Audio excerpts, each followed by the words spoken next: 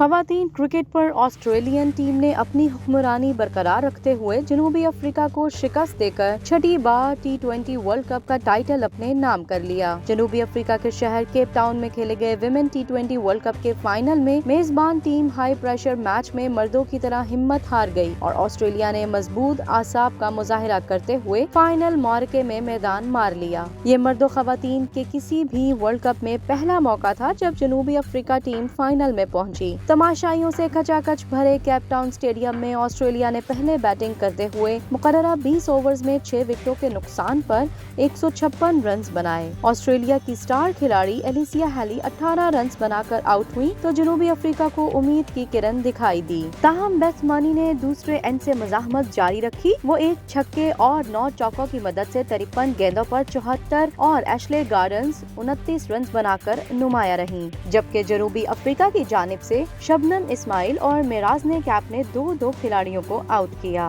157 runs کے ہدف کے تعاقب میں پروٹیز ٹیم مقررہ 20 اوورز میں 6 وکٹوں کے نقصان پر 137 رنز بنا سکی اور اس طرح آسٹریلیا نے میچ 19 رن سے جیت کر ٹائٹل جیتنے کی ہیٹ ٹرک مکمل کی اور مجموعی طور پر چھٹی بار T20 ورلڈ کپ کا تاج اپنے سر پر سجایا۔ جنوبی افریقہ کی جانب سے لورا والبرٹ نے شاندار بیٹنگ کرتے ہوئے 61 رنز بنائے، تاہم وہ اپنی ٹیم کو میچ میں کامیابی نہ دلا سکیں، جبکہ کلو ٹریون 25 رنز بنا کر نمایاں رہیں۔ آسٹریلیا کی بیتھ مانی کو میچ جبکہ آسٹریلیا ہی کی ایشلے گارڈنز کو ٹورنامنٹ کی بہترین کھلاڑی قرار دیا گیا۔ یاد رہے کہ بسمہ معروف کی قیادت میں خواتین کی قومی ٹیم ورلڈ کپ کے پہلے ہی راؤنڈ میں پے در پے شکستوں کے بعد ایونٹ سے باہر ہو گئی تھی۔